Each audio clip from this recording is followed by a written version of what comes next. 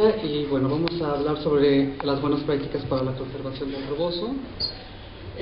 Quiero decir cuál es el objetivo principal de esta charla, que es dar a conocer las prácticas, las buenas prácticas en el hogar para la conservación de tejidos, específicamente de rebozos, reconociendo las principales características de la prenda, de un tejido. Estuve pensando cómo dar esta charla y concluí que era muy importante que se conociera, darles a conocer y sensibilizarlos en lo que es un tejido para después tener el lenguaje necesario para conservar, para explicarles cómo se conserva. Bueno, esta fotografía tiene la intención de ilustrar lo que nosotros hemos visto amablemente aquí en este museo. El uso del rebozo es una prenda que se sigue utilizando, que tiene una importancia grande por los valores que representa, por su uso y su función que ha evolucionado desde la colonia hasta la actualidad.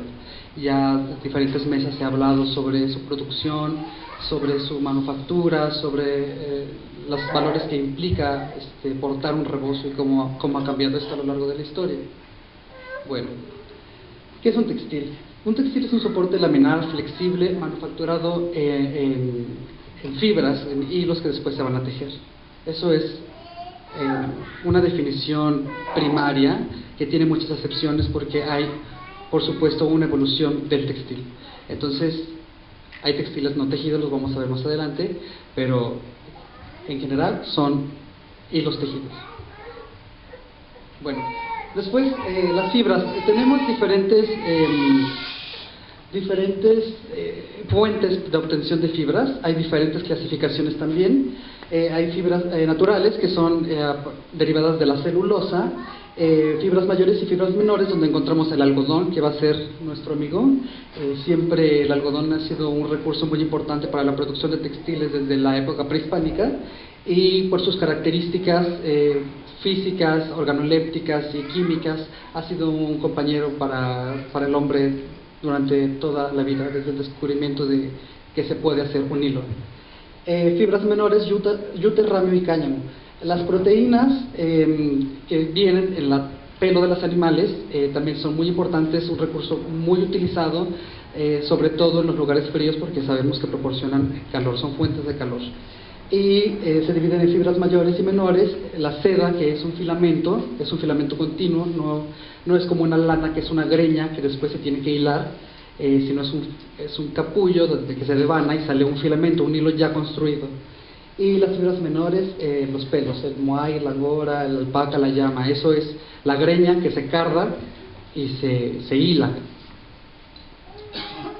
También tenemos las fibras artificiales, que son las que ahora encontramos más en el mercado porque son económicas, pero no tienen las propiedades propias de una fibra natural. Por eso la encontramos a veces combinada entre algodón poliamida, algodón acrilano, etc.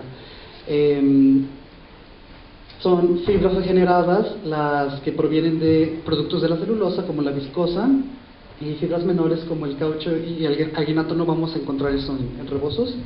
Semisintéticas, que vienen del tallo, el acetato, que sí lo vamos a encontrar, y de las fibras sintéticas, las mayores, la poliamida y el poliéster y el acrílico, que han sido muy socorridas por el mercado actual, por esto que les digo, economiza, y hay de diferentes calibres. Y las fibras menores, el polivinilo, el poliuretano y la aramida, que tampoco los vamos a encontrar en rebozos. Bueno, este es un círculo de clasificación que esquematiza de manera buena las manufacturadas naturales y las manufacturadas que son químicas, procesos químicos.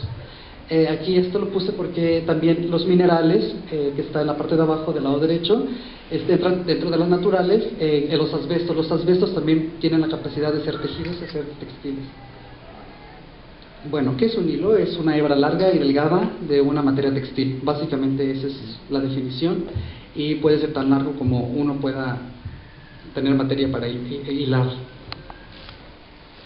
Dentro de los hilos hay dos tipos de torsiones que también van a definir en gran medida las características de una prenda, de un textil terminado, que es el tipo de torsión, es en S y en Z, si se gira el eje a la derecha o se gira el eje a la izquierda.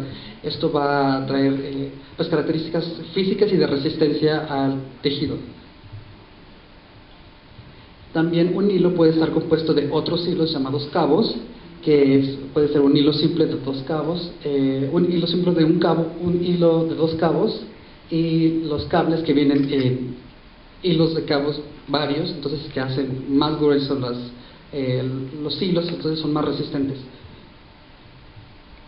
Bueno, un tejido es el entrelazamiento de estos hilos para formar telas, y los dos componentes principales de un tejido es la trama y la urdimbre.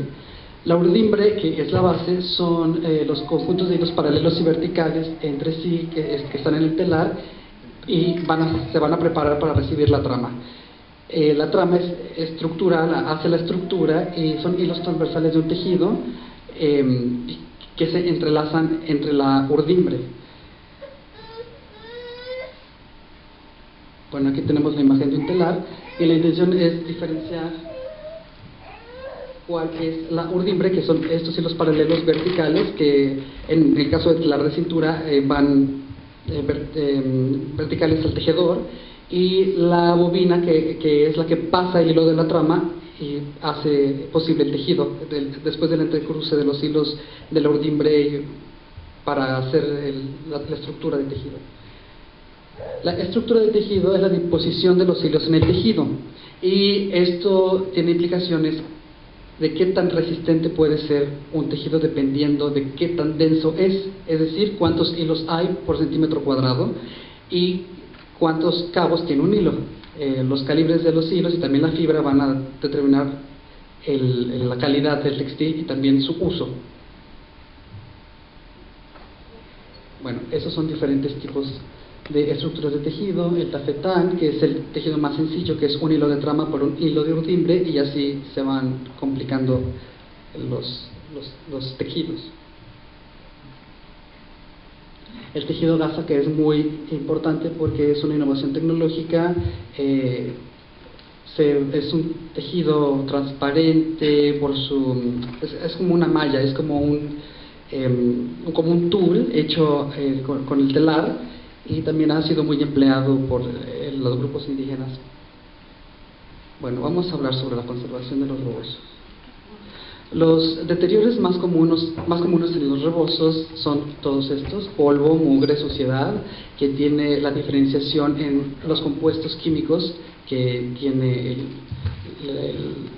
el deterioro. Bueno, hay hollín, hay materia ajena, hay partículas de sílice, piel humana. El polvo y la mugre de la suciedad se diferencian en la composición.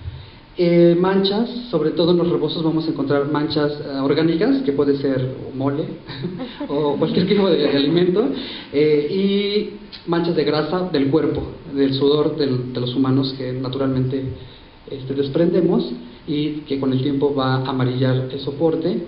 Debilitamiento del tejido, esto con el paso del tiempo los hilos van